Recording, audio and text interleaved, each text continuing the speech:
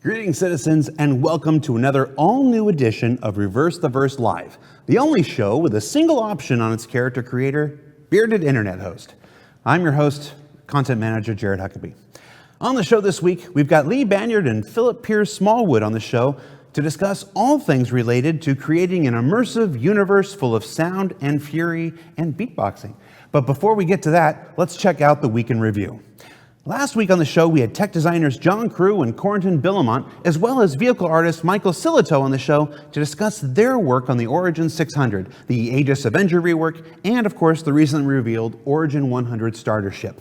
It was a fun show, and if you missed it, the replay is available now up on YouTube. We also had our very first free fly in nearly an entire year this weekend, and it was great seeing all the videos and streams that resulted from it, including more cyclones than you can shake a stick at the Daymar Rally. We're going to have a video about that Daymar Rally in just a few minutes, so good job, guys. Monday saw the release of another episode of Calling All Devs, this time focused on such backer-submitted, backer-voted-on questions like ships that perform their actions while docked inside other ships, landing aid systems, location markers on planets, persistence after crashes, and the process for developing snubcraft. Now, as usual, you can catch each episode of Calling All Devs every Monday, and don't forget to vote for which questions you want to see addressed most. Now, Tuesday saw something new, the first posting of our letter for the first letter from the chairman of 2018. Now, in it, Chris Roberts revealed the backer rewards for our first 2 million citizens. Now, I'm as big a fan of playing Barbie dress-up in any game as anybody, so exclusive shirts like this that tell everybody you were there when are pretty cool in my book. Now, if you want to read more about it, it's right up there now on the robertspaceindustries.com website. Finally, Thursday brought with it another all-new episode of Around the Verse, this time focused on our continuing efforts developing the very first iteration of the character customizer. Now, like I said, while this is the very first iteration of a fairly common feature found in most MMOs, I'm still excited by the sheer breadth and volume of options slated to come online throughout the remainder of this year and beyond. Making an avatar that's truly representative of your character is an important factor in immersing yourself in a universe as any other.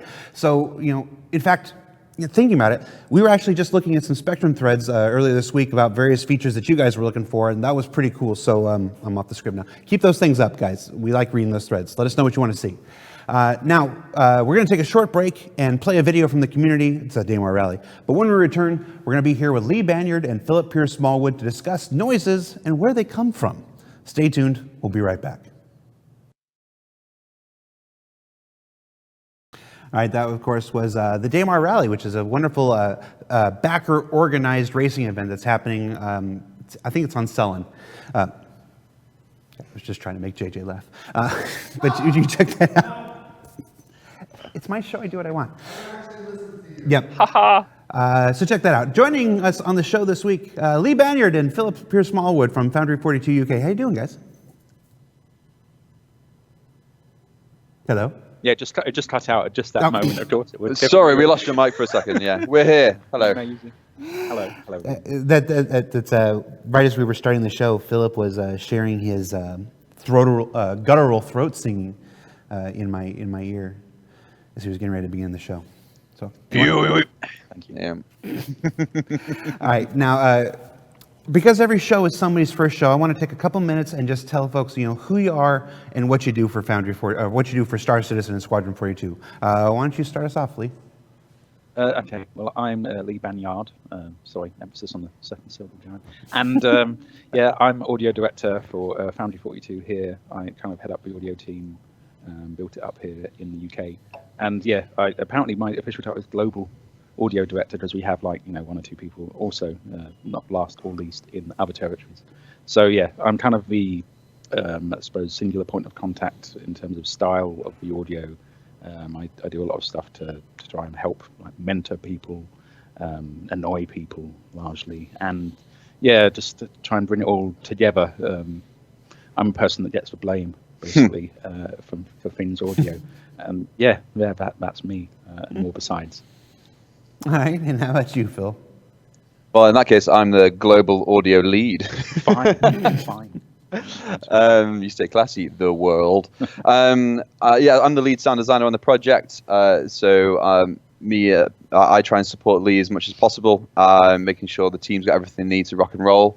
And provide guidance, expertise where I can to the rest of the team, and just make sure we can do what we need to do to make the game sound as good as possible, as well as like some creative sound design and stuff like that. But I'm dealing primarily a lot with the music requirements for the PU and S42 at the moment.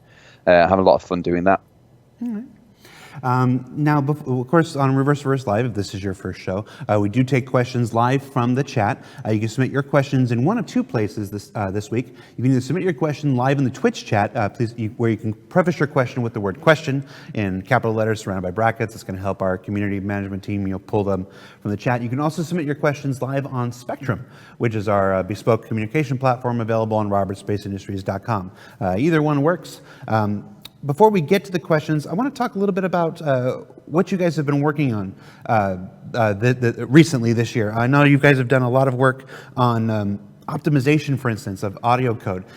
And when I first heard that, I was a little surprised that audio code is not something that generally I think the average gamer thinks about needing to be optimized. What can you tell us about your work on that? Generally, on the audio code side of things, I think people don't necessarily realize a modern problem with game audio is that there's so many objects and things in the game that can all make audio any given moment. It used to be that you couldn't actually trigger enough audio in games in the old days when I started, and now it's just mostly that everything should have a sound of some description, and it's actually pairing it back. We spend a lot of time doing that, trying to make sure that the experience is optimized for the user. And so it's not just in terms of like speeding up code and things, it's actually making sure the systems that manage it all are optimal. And yeah, at the moment we're doing a lot of stuff with what we call thread safety, which is to make sure it works over multiple cores and stuff like that. So Zing, that's the term at the moment, isn't it? Yeah, it seems thread to be. We safety. keep hearing it from them. So yeah, a lot of it is that's making it more optimal. That is largely what they're doing in terms of optimization right now. But we're always because it's obviously a never running release. It's always, we're optimizing kind of all the time as we go. And that's still quite difficult for us because we're downstream from so many other disciplines who can throw us a curveball in terms of what their systems do. So it's not just optimizing in terms of just getting it running, which half of it seems to be maintenance. It's keeping the quality up as well. Okay. Mm-hmm. So yeah. One of the things I noticed, we've spent, and tell me if I'm wrong here. It's possible it was in my head. Did the ambient sounds in Port Olisar and in Carrack and Grimhex change this year?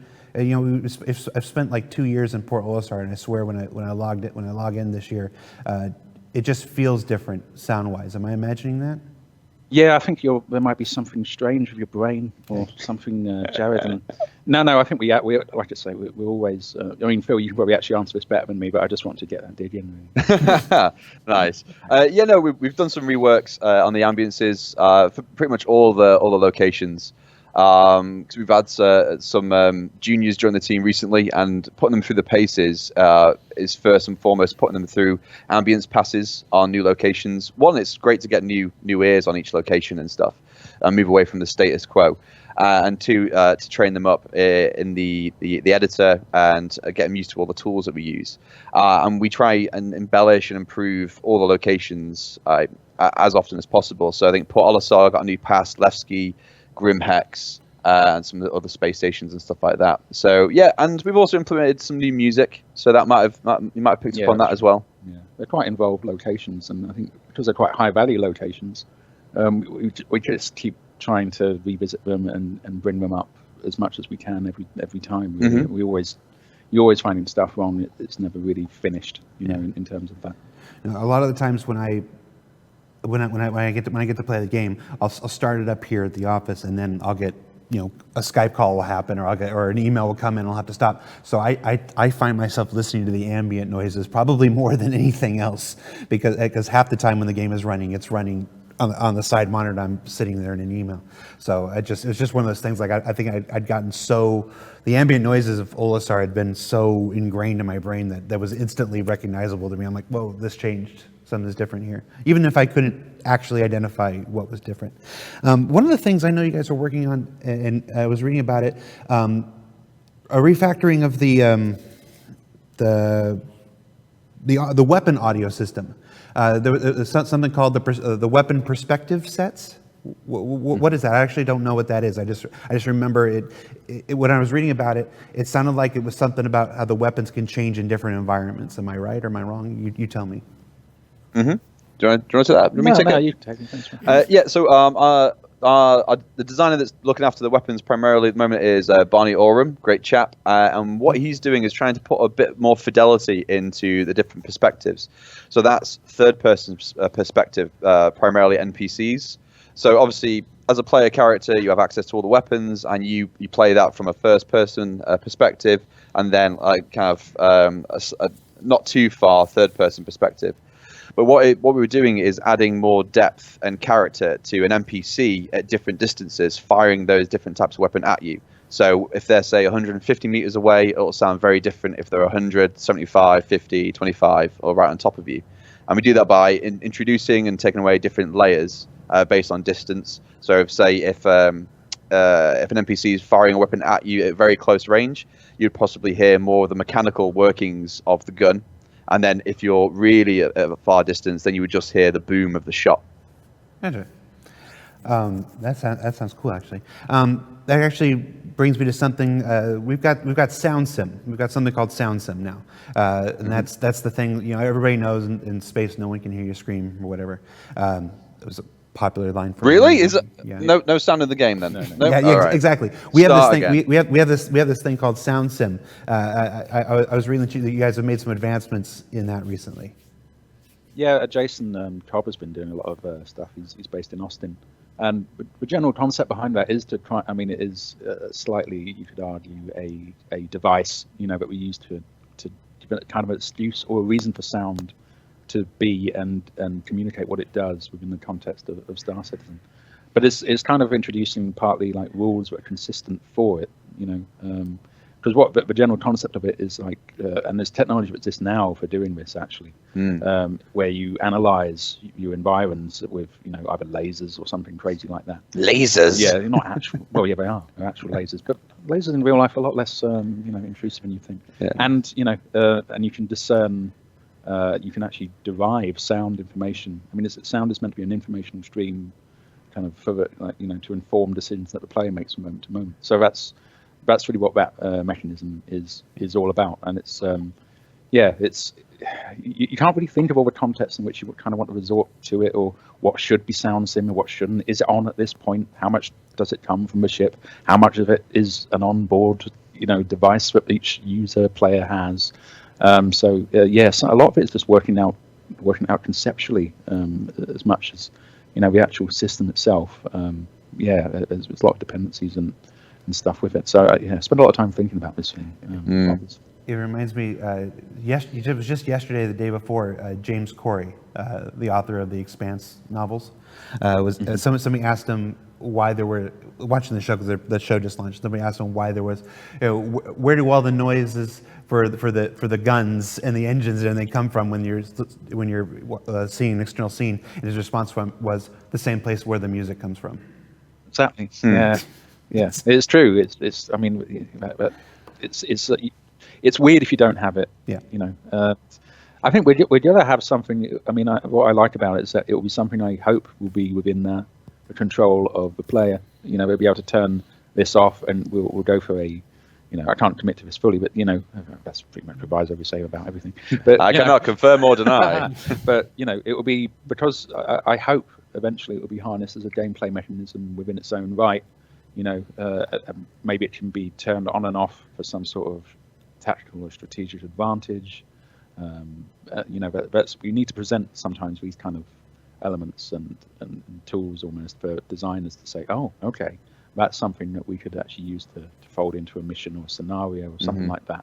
And I think that would just really open possibilities up in the verse. Yeah, I think it'd be really cool in a situation you're in a big space battle and you get EMP'd or your ship gets disabled, and then your sound sim falls away. Yeah, and then it's just you stuck with the sound of your immediate surroundings, the ship.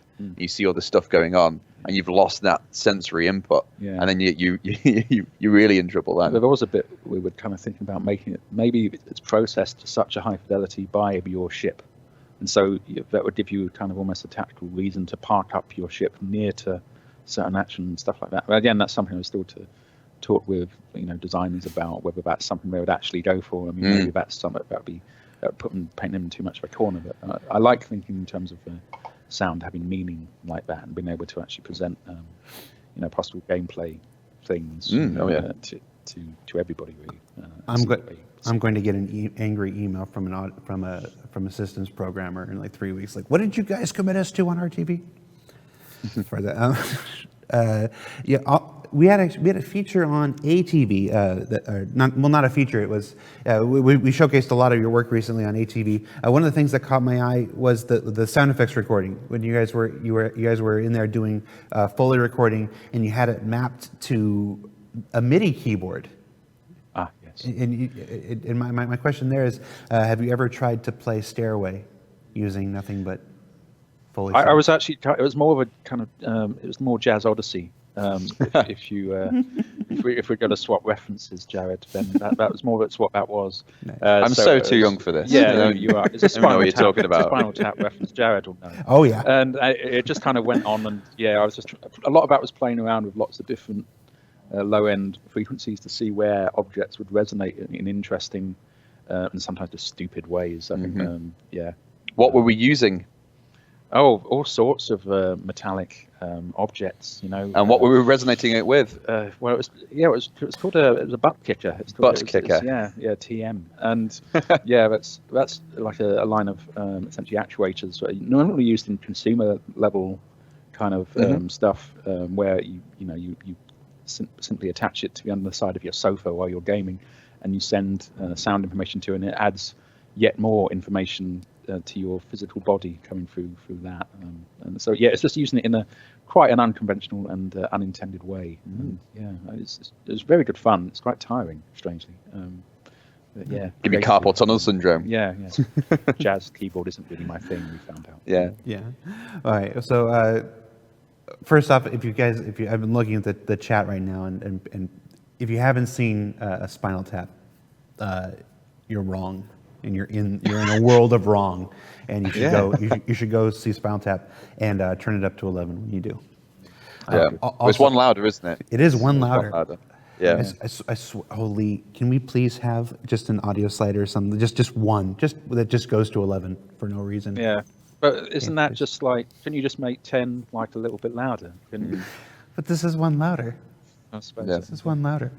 All right. So yes, we've been collecting questions from the chat. We also collected questions throughout the week in a dedicated thread up on Spectrum for the folks that couldn't join us here. We're going to start getting into some of those questions from the backers right now. Right now, I'm going to take the first question that was from the live chat here. It's kind of loaded, but I'm curious what your answer is going to be. How many simultaneous sounds can be played at once? Do you have that number just on the top of your head? You mean in the game, or just in the universe in general, in reality? It's a very open question. They don't specify. I'm going to go within within the game. All right. In the game, right? I think there is a limit. I think there's actually a hard limit of 256 at the moment.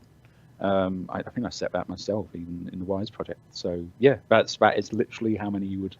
And again, that's one of those ones that's actually people assume that more is better, and it kind of isn't, and we spend a lot of, like I said earlier in the show, we spend quite a lot of time working out what the player should be hearing from moment to moment. So actually playing 256 at once isn't really a desirable place to be. There's only so much kind of perceptual bandwidth we have as humans, at least most of us are. And, that's why, it needs managing a lot better a lot of the time. Yeah, I think you can only perceive 12 individual sounds at any one time as individual sounds. You can only track 12 in the real world. Okay. I think it's a very I'm thinking about how many threads there are about frame rate and how many frames the human eye can see and whatnot. We're about to start a sound thread. How many sounds can the human ear hear?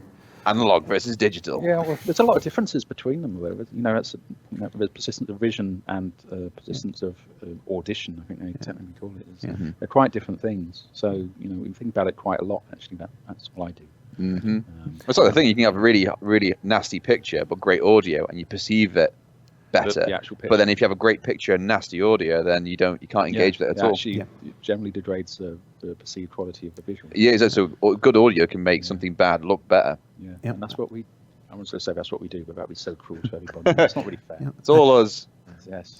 I actually just saw an article this week about a new study that says that on like news broadcasts and stuff or speaking engagements, poor audio leads to people not believing what the person is saying. Yeah, that's right. I circulated the same thing. When I've got a poor audio recording of what's up, the content of what you've been saying is great, but if it's a poor audio recording, it's less believable to people. So, As in, you believe it's fake? not necessarily. It's generally less. You think it has less veracity or whatever. Oh, resonates less. Yeah. I'm just realizing that the place I saw it was on your Twitter, Lee. Right. Well, you're looking in all the We're good so places. meta, aren't we? Yeah. I didn't Talking realize about- that. I didn't remember where I had seen it until you said, "Yeah, I saw that too." I'm like, "Oh, that's right." I heard it about on an episode of Reverse the Verse. Strangely, about this. Right. It's too recursion. I love recursion. Going back to the Spectrum thread where people were able to submit their questions throughout the week and then vote on which ones, the most voted question on in that thread was some movies like Interstellar and Cloverfield or games like Alien Isolation have an ingenious low bass down to 20 hertz. Would it be possible to bring this into Star Citizen because it creates the depth by a lot? It increases the depth by a lot when good subwoofers are really in demand, but unfortunately they have little to do in most games. Right, yeah. There's actually a good reason I think that a lot of games issue that because it's the lack of predictability of how all the sounds that come together. It's really easy, I think, to get a lot of sounds. Kind of again, this kind of relates back to the limit of sounds we had before, what we mentioned before. If you actually have quite a few sounds playing at once that all have this low-end content, it creates a mush. It becomes very ill-defined, and you'll find that actually a lot of the. I think that's something that's going to come later when we really turn on the bass, if you like. Once we, figure out where low-end should come from and how to limit that in a more intelligent way. Because I agree. I mean, everyone, people associate that with it being impressive and powerful sounding. I just really don't want to, essentially muddy everything at the point. At this point, particularly, it's partly mixed tech that we have to bring online for that. We've looked at almost resynthesizing bass, like taking it out of sounds and then selectively putting it back in, which I don't think anyone else has been doing before. So, there's plenty of stuff we can do in that area, and I'm keen to get it in, but it's just one of those things where it's more likely to be a bit further along than at the moment. And also authoring discrete sub content, right? We've looked into that as well. Yeah. So rather than just routing everything 5.1, 7.1, 9.2 or whatever, we can actually discreetly send chosen information to the sub to make sure we don't muddy the mix rather than have everything sent. Again, that's another thing. If you put lots of low-end information in sounds that are then sent to stuff like environmental reverb and things, when you get that in the reverb as well, and it's like it's just all. There's not much room, to jostling room down at that end of the audio spectrum, and so Plus, it just takes extra management. If we're dealing with anything clever with metering in Wise, then you've got these sub-bass frequencies going on that gives you a lot of frequency, a lot of amplitude information that might not even be perceivable. Yeah, a lot of people don't have that sort of that stuff. I mean, I think a lot of our users are headphone based, and actually we tend to get quite a bit of low end of a type through headphones, but you don't get really that physical sensation as much. That kind of hitting you, like a wave from that you get from speakers. So that's about to take into. That all makes a whole bunch of sense. Looking at the live chat, there's a question that's coming up quite often here, and I'm actually kind of confused by it. So it says, some other games have an audio manager that you can drop your own music into and listen to while playing. Is Star Citizen doing something like this? Can't you just lower the music slider and then open up Media Player and play your own music, and it's the same thing? It's not quite the same thing. I mean, we've kind of got the jukebox, and I would kind of like to extend that further so that people can do that more. One thing that is a problem with that is streaming it out, to other people. That's a whole legal thing that I'm just going to back away from. I'm just not even touching that. But you should be able to do that, and playing it in Media Player is a separate application entirely. It's like it wouldn't be spatialized as if you were playing it in the world. So that's something that's generally what people want to be able to do, and I know I would want to be able to do that as an alternative to having, say, the store. Really, they should be able to coexist quite nicely. I think you could do that if you had a specific device that represents your music device in the world, the equivalent of Alexa or something, play me this in my ship as I'm, tracking work. How many have you set off just there? Yeah, I don't know. Far too many, probably. Yeah, sorry. It'd be great if we integrated, actually have you could have retro audio devices in the game, and then put your mixtape onto a tape and put it in your ship. Yeah, press play. I would want people to be able to have musical instruments, so somehow learn how to play in the actual universe as well, and people to have. I've mentioned this. Please don't hold me to that. But, I would want people to be able to play gigs in venues. Disaster area sort of stuff within. What do you do in Star Citizen? Mostly learn oboe. My career is I kind of bust. That's how I get around. But I just see it as a possible valid thing. If there's that many possibilities, I've talked about it before on the forums, but as yet it's not high priority. Yeah, that's right. So spatialization makes a lot of sense. And for anybody watching that doesn't know, we do have the Stellar Sonic jukebox that's available as Hanger Flare. So you can actually do that now. You can load up your own MP3s and play them in the Hanger module, and it does spatialization in the Hanger module. It's pretty cool. Let's see, what else do we got? How many custom sounds do you make compared to just using sound libraries? They're very much about numbers. Yeah, 9? No, I wouldn't make any sense. 9? No. Actually, I'll leave that one to Phil. Actually, I've talked a bit too much.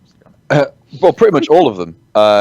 Very rarely would we ever drag and drop from a sound effects library. So I won't let it happen, will I, Phil? No, you go around with that whip. Okay.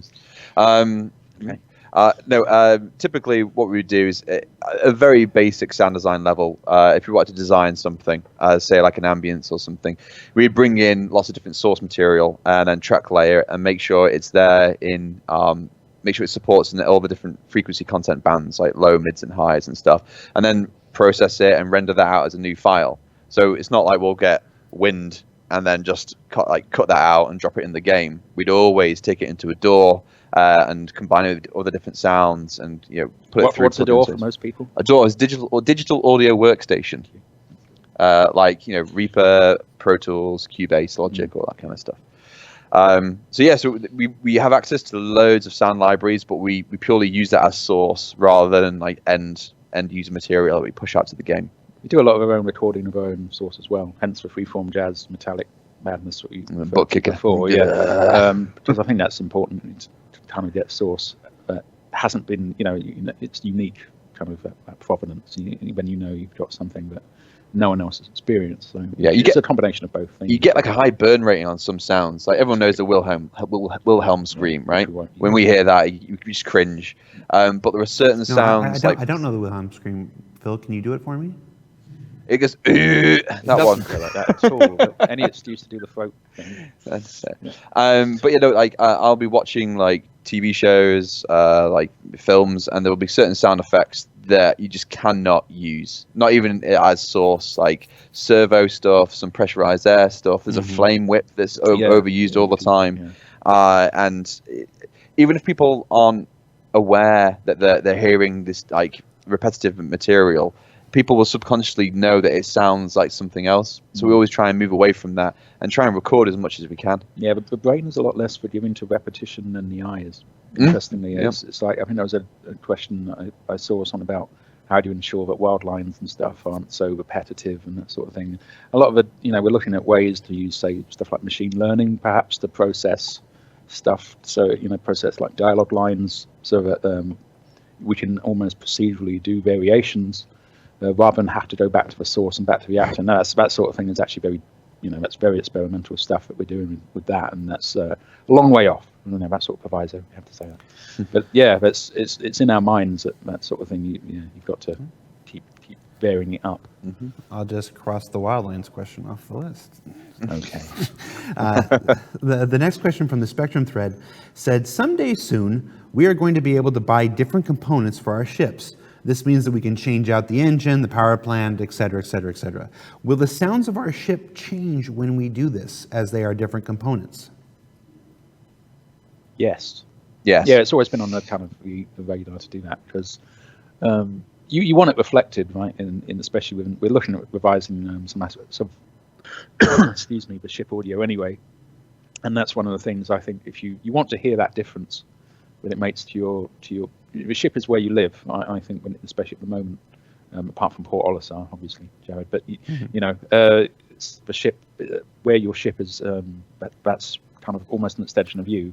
And I think if you customize it, you want to hear that happen. It's a bit like if your car depreciates or something over time, and you almost, I've only had one car in my life, and I got quite attached to just the general sound of it.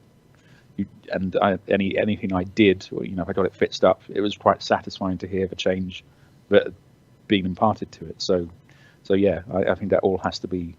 I mean, how we approach that is still slightly up in the air, because I don't want people to actually just create an audio mess. From put a few different components together, and it just becomes unpleasing. So we have to look at how we manage that again, and how we limit that, but still keep it good. Yeah, like I think back to all the Need for Speed games that I played growing up, and every different modification you could do to that car, like you get a turbo, you hear a turbo and stuff like that. Fully imagine we're going to realize that in the game. And same with like weapons and stuff. Yeah. Like I know all the Mass Effect series, they did a great job, and Dead Space, for like having customizable weapons, and each customizable element changed the sound. But like you say, it's a difficult job because you've got to introduce new sound, but you don't want to just have a combination that doesn't work. We have to make sure every combination will work together.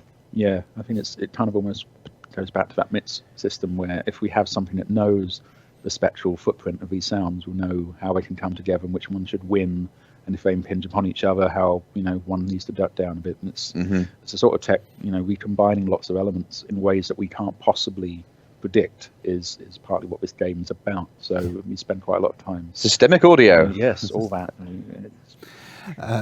This next question is, all right, it just says simply Carrack audio. Right, yeah. No. Yeah. No, I agree. Yeah, I agree a lot with that question. Yeah, there's a lot of depth there. Yeah. It's almost too much to cover. Well, I don't know what, like I said, I mean, the Carrack's been ready for quite a while, and I don't know really why they haven't decided to kind of put it out there, because we're on our second revision, in fact. And then there's that one, not really short. You've sent it a bit loopy. Seems so. I don't know. Darren's done a great job in the ship audio generally, and the Carrack particularly is one of the better sounding, because it's such a pleasure to use, isn't it? I mean, you just, Absolutely. My favorite. It's definitely I can only think they're holding it back for some, really good reason. Jared can probably explain further why that might be. Yeah, he's the go-to guy. Yeah. Jared? Don't have to do this again, Phil. So this will be the last time Lee Banyard's on Reverse the Verse. Your brilliant plan worked. No. It did, yeah. Did you submit that question? That's brilliant. No, I didn't. That would have been brilliant. Just in case there's any doubt, people, the Carrack is not in active development. We'll let you know when it is, I promise. I don't know what Jared's talking about, to be honest. It's fine. It's like, I fly all the time. It's ready to go. I also see people asking, what does the space whale sound like? You guys are a bunch of community. Thank you. Let's see. Let's find a question from the live chat. I goes, here's an interesting one. Is the music affected by what's happening in the PU to the avatar? The example they give is like when you drink from the alcohol cabinet, your spatial awareness goes, your vision goes, and the control of your character goes. Are there things that can happen in the universe that would affect how you hear the sounds of the music, like a grenade going off and tinnitus in the ears or something? Well, it's interesting because we've got the split between diegetic and non-diegetic, and what that means is diegetic is in the world, so in the situation that you are. So you hear music from a radio, that's diegetic. Now, when you hear score, like you would hear in any kind of film, that's non-diegetic. So nothing in the game would really affect how that would play back, regards to like sound quality, because then you're bridging the gap between the two. But certainly for anything that happens in the game, so if you've got music coming from a radio or a PA and a flashbang or grenade goes off near you, that's an attack on the senses. So that how it would affect you visually, there'd also be supportive audio effects, like taking out the top end, typical thing. People bring up like high whine and stuff like that. But yeah, I don't think there's anything that would change like playback speed or quality of playback. But obviously the game responds to action in the game. So if you're doing nothing, you're stood around in FPS, you'll get ambient stuff, and then if enemies appear and combat starts ramping up, all the music responds to intensity and mood, and that'll blend between different intensities of music and music suites and stuff like that. Again, it's kind of one of those things where if you make the dynamic score, too reactive, it kind of can devolve or dissolve, one of those words, into something of a mess. So you have to be quite careful and fussy about what you tie it to. Yeah. So if you did tie it to certain things that are kind of very easy for it to be reproduced at a high rate, that can just lead to stuff that it doesn't really give you anything good. No. It can be. And a big bugbear for both of us is when a music cue happens before the actual action in the game is perceivable. Yeah, it's like a stinger. Some people like that. Some people like almost to get gameplay cues from the store, and I notice some games do that, and that's fine if that's the way they want to go. I just kind of think that should be more something that the game audio does with some, proper real informational system. There's obviously these rules can be broken and bent by depending on the situation, but that's my general rule is that there should be some other informational stream, and then the music in the store can react to confirm that, perhaps. Because you just don't want it giving the surprise away before it really happens. All right, we've got a question here about VOIP, but after that Carrack question, I'm going to skip it. Let's see. Will there be acoustic indicators for wear and tear, like engine sounds changing or coolers giving a sizzling noise when they, begin to break down or they're damaged? It's actually something we talked about probably a couple of years ago or more now. I always thought it'd be great to have a age and per use parameter attached to almost anything you can come into contact with. So even like doors, cupboards, how often you use for your bathroom, whatever, that could be used to inform a certain parameter that you could tie into depreciation. They call it wear and tear. Like I say, degradation. I like it. No, it's not degradation. Degradation. It's got more negative connotation. I'll name the parameter degradation. Okay, fine if it's as long as it does the job, I don't mind. So that's actually something that we've been pushing, like I think a serialized variable. They call it technically. I can't remember. They would have to. I'm not that codey. But yeah, that's something that I think that's fascinating. Actually, you could have something that if you use it, 1 to thousands of times, but you could actually have it subtly change over time and become something different. And then you go and get it repaired, and it's back to pristine again. I think that's sort of long form kind of stuff. I find it's fascinating. It hasn't really been done much. Absolutely, because I think there's a big simulator part to the game. And imagine if you don't maintain your car, then every now and then it's going to fail. So imagine you get into your Hornet and you've just been smashing it in the verse, and you've not actually took care of it, and then something happens, you get in your ship, false start, or a panel falls off. It could apply to so many things in the game. It's it's particularly persistent. You could have clothing that does that. That can wear down, and we can try and or guns and somehow start to jam and the sound getting. It all depends. They would have to reflect that in the actual it jamming. But there's a lot of things we can do to indicate that hey, this is on the way out, or I think one of those classic moments when you driving your first car, when you've owned your first car, is that when you have to take it into the mechanic. My car is making a weird noise. You don't quite know what it means, but I mean that's your only indicator. The warning light hasn't come on. You don't see anything. You don't see a drip or anything, but there's a noise that the car is making now that it was never made before. So that indicator, that basic fundamental indicator that something is wrong with your vehicle, I think is an important part for me anyway.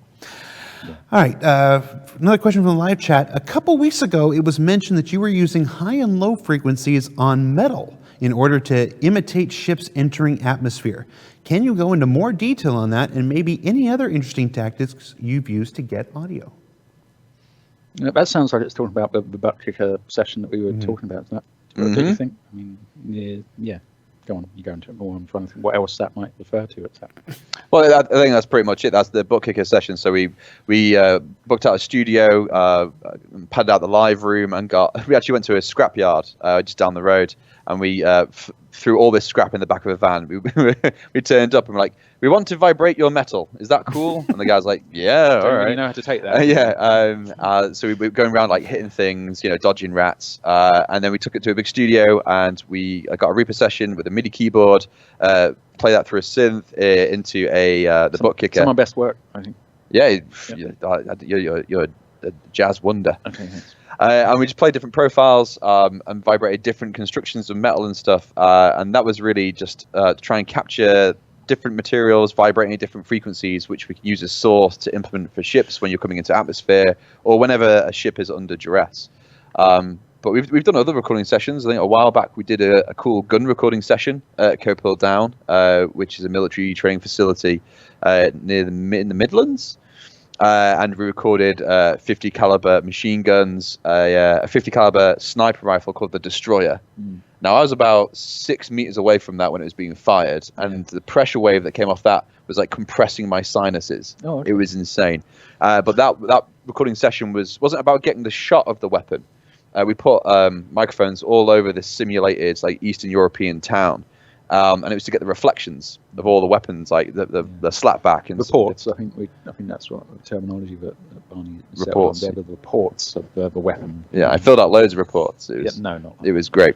But yeah, we try and get out and record as much as we can, because sometimes, frankly, the scope of this game is so vast. There isn't stuff there. There isn't libraries that we need to actually draw material from. So sometimes we have to go out and record bespoke stuff. Yeah, we've got to do more of it as well. That's something I want to do more of over the next year or forever, really. Yeah, keep going. It's definitely one of the perks of getting out and getting stuff. I mean, knowing this hasn't been heard anywhere else. It's especially the weapon stuff. There's so much scope. That's not a pun, but it kind of is for doing more of that. So stuff. much scope. Yeah. Terrible. I don't know what the trigger was. But oh, never God. I apologize. Sorry, Janet. Got a follow-up question from the chat to just what you were talking about.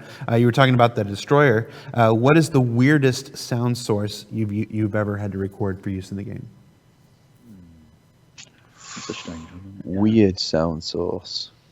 Yeah, I know. Darren did a load of the stuff with just very strange household objects, but he was doing them at such high. He was recording them at such high rates, high like bit rates and sample rates, and they were just stuff that you wouldn't expect. And you went, "What is that sound? It sounds massive." And, oh, it's a plastic cup, that sort of thing. Made massive. He went through that session. He spent about a week at home, just digging out all sorts of just random, strange stuff. But I don't know what that would be the weirdest sound source. Well, that in itself is like one step down the rabbit hole, because you're recording small objects at 192. It means you got so much information that you can slow it right down. So you can take something tiny like a set of keys and just jingle them. But then because you're recording at such a high fidelity, you can slow it down. It will sound like huge, weird alien tonal bells. Yeah. So it's stepping into a spectrum that we've never really perceived before, and using those 100k mics where it can pick up to 100,000 hertz. Yeah, we can only hear to 20k, and this is 100k. So it's all this frequency information that we can't perceive. Then we pitch it down, and then all this stuff going on that we're never aware of usually. Yeah, and some of that was just like I say, really strange stuff. But you kind of forget what it is once you start hearing all these strange sounds of it. So it's probably something that Darren is one of the weirdest members we have anyway, and he would probably find something weird. I think that's probably fair. He would agree with that. And if anyone's going to find a weird prop to use, it would be him. Yeah. So I think me personally, the weirdest thing I recorded was myself choking. Yeah, you did a lot of that for the breathing stuff. Nearly passed out a couple of times, nearly threw up a couple of times, legit. And then just spending a morning just going. It's it's awful. Do it now. Let me give you a rendition. No, it went something like the sound of my father. That was it. Yeah. Sorry. All right, back to the Spectrum thread. I just kind of just want to sit here and just listen to you go. What are the plans for sound simulation in different environments? Does when we have echo and reverb, does the sound still emanate from the sound source, or does it come from the wall that it's bouncing from? So this is kind of a slightly crossover. We were talking about this before, actually. Like a technical question with how environmental sound or acoustic effects, I think we refer to them as, working in Wise and stuff at the moment. We're trying to come up with a way to make that kind of automatic by having, like raycasts and stuff out from the player. So a kind of system level again, about word again, but the game knows what kind of room you're in and then adjusts automatically. There's a lot of this, I've done a lot of markup type stuff before, that's where you set, manually you go in and set out a room to sound of a certain size and dimensions and that sort of thing. And I want us to be able to do that for certain bespoke locations, because I think the humans can do a better job of that ultimately than maybe a system can. But that should be interleaved with a system that chooses the right preset or whatever for doing that, and perhaps layers them as well. And there's so much more work to be done in that area, and I think we need to. It doesn't really come from actual. It tends to be a bit more 2D at the moment, and I think we can. I think the propagation system, which I think was mentioned already, is that will. Once it takes all those acoustic effects and ports them properly through doors and stuff, I mean, it would actually bring a new level to the perceived realism, really, of the game. It's quite a big subject, actually. And I think we spend quite a bit of time thinking about that again. It's one of those things.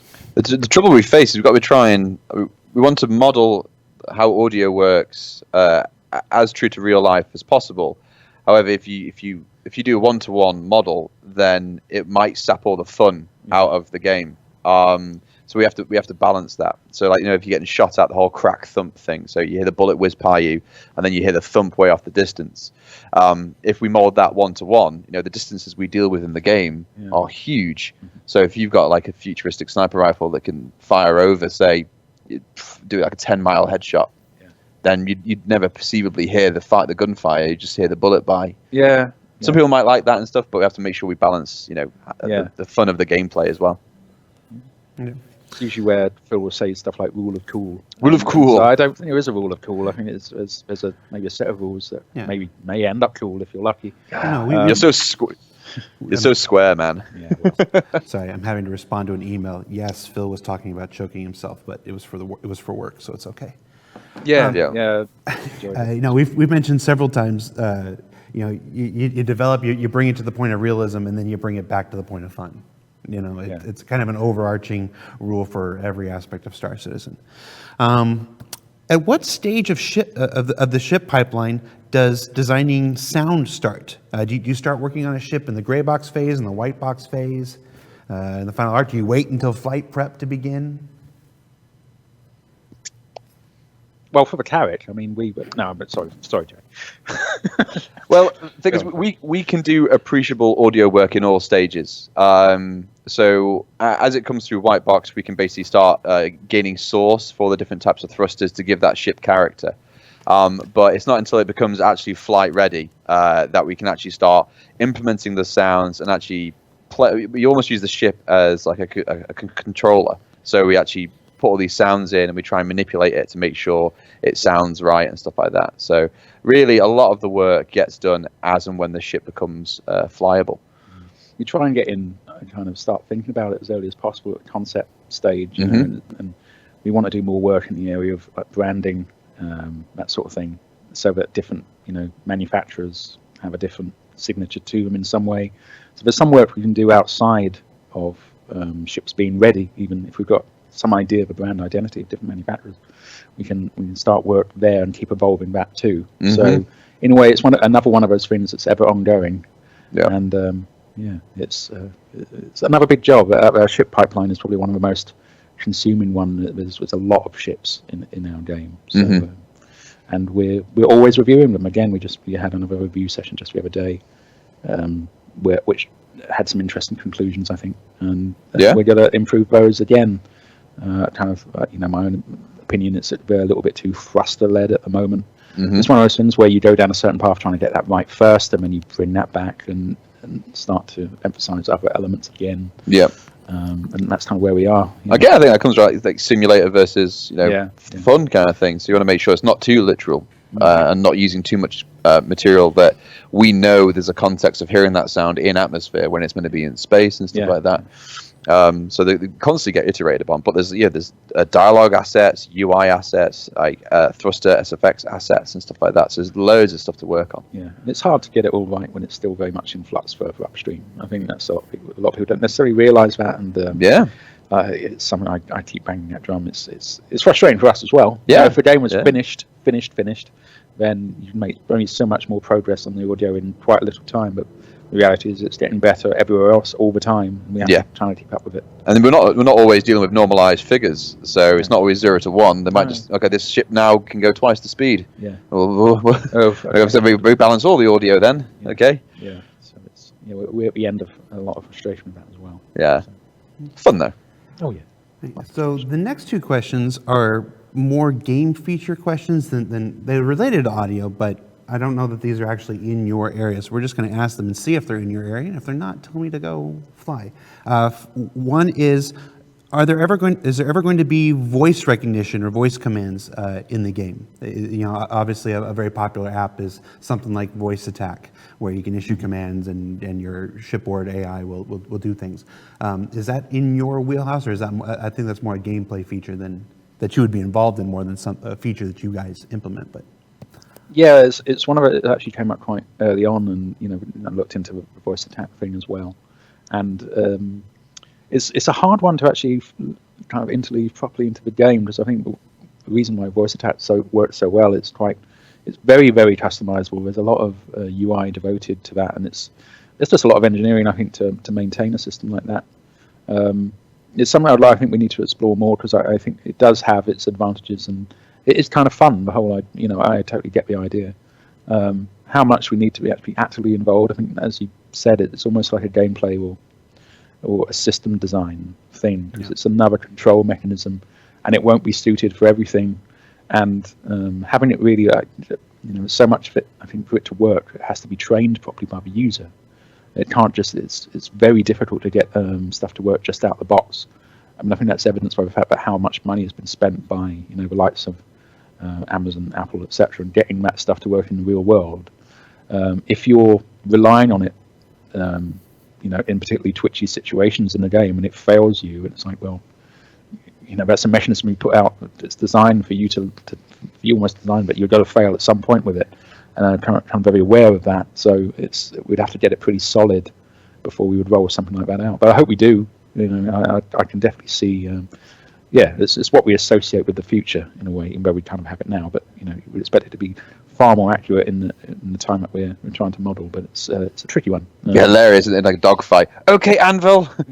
Okay, Anvil. It's like, no, it just doesn't do what you you want. end up going to the door. Here's your shopping list. No, an anvil. Shields maximum.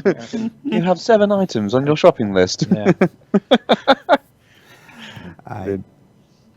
I can't say what I just thought about. And then finally, what is your current involvement in VOIP? Is this in your realm? Is it in the realm of again other game system designers? What can you tell us about voice over IP?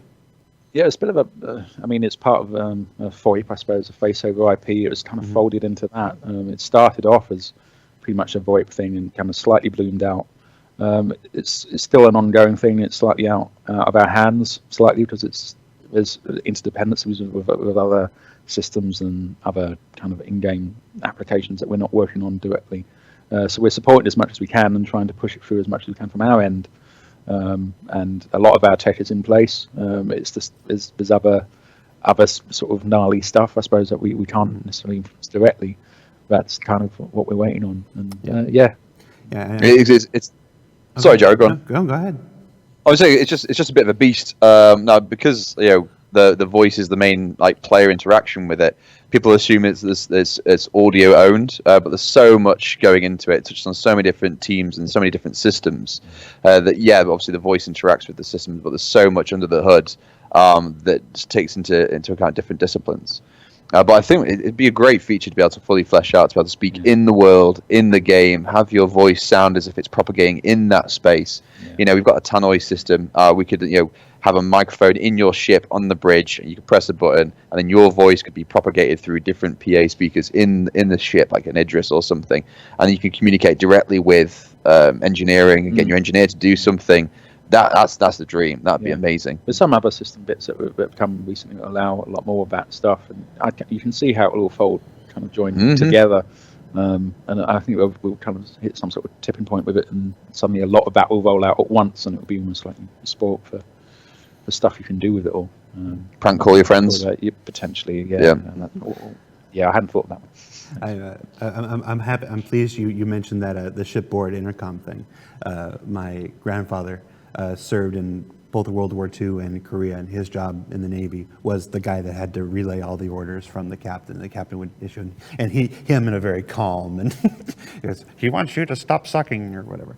But so I tried to do that with the team. It just doesn't seem to go down so well in this. I just have to text it instead, don't I? Yeah, well, walking around with a megaphone isn't the most subtle way of delivering a message, Lee. No, but we'll let it slide. Yeah. Send it via Raven next time. Yeah. We'll get it. I actually have his. I can't get to it now, but on the set where you can't see, there's actually a thing for the ship he served on. He served in the same ship for both 2 wars. It was pretty good.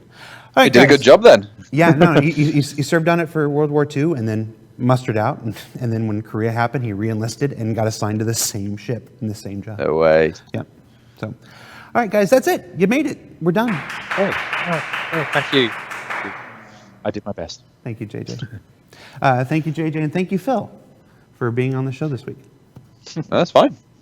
Thank you. That's fine. I totally understand, Jared. Well, as long as I'm here, obviously the most important one. No, it's loud and clear. It's fine. I get it. When I'm in Manchester this summer, I'll buy you a burger, Lee. Okay. So we'll show you all the work we've done on the Carrack. It sounds great. Yeah. It's awesome. He's going. That's fine. He's going. It's out of character. Well, I suppose we've got these people to ourselves. Maybe. So, but it's about time you found out the truth about Jared. I don't know if he's... Okay. I think they play know. the video, JJ. No, they don't. They don't know the half of it. Know. Please end this. He never shaved his beard. It's all CG. Yeah. Just play the video. The story time.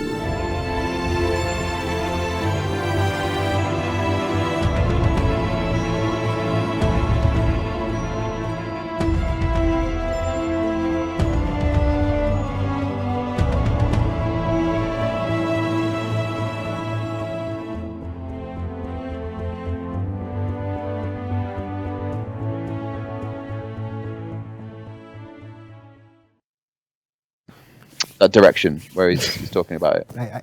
No. Sorry. I finally featured an animated GIF that was fully realized content. And you don't know how hard it was to source the original music without the dialogue and line up the proper cues. Thank you, Jeff Sinelli, for making that possible. Also, Wickstrom, you now owe me for that green screen thing, and I never fail to collect. Well, that about wraps up this week's show. Special thanks to Lee you told me how to pronounce it before. Lee, how do you say? Yeah, Lee Banyard. Yeah. Banyardo. Banyard. And Phillip Smallwood for taking the time to appear on the show this week. Some housekeeping before we let you go. The Origin 100 promotion continues through the end of this month, and the second part of our ship Q&A should go out to you guys sometime next week, so keep an eye on that. Also on Monday, we've got the next episode of Calling All Devs, this time featuring questions about lockers and weapon racks, non-combat NPC pilots, the future of racing in the persistent universe, and something about a Q1 2019 roadmap update. What? Also, a special announcement, the free fly that went over this weekend, the one we talked about at the beginning of the show. Well, like I said, we've been watching your videos and lurking in your streams and reading all your threads on Spectrum, and we decided we like what you got. So because of that, we're going to be granting the Tumbril Cyclone permanent availability in the pledge store. That means that starting like actually started during the show here. I think it was today. You'll be able to pick up your very own dirt buggy at your leisure. As the game continues to expand, server-side gameplay is becoming an integral part of the overall Star Citizen experience, and we agree with you that we should make it easier for you and new prospective backers to partake in that at any time. So good job, everybody. Thumbs up. And if I'm wrong about that being today or if I haven't going out, it'll happen soon. I'm pretty sure it happened during the show. He tells me it's live. So for Reverse the Verse Live, I'm content manager for global video production. We're all global here. Jared Huckabee. We'll see you next week, everybody.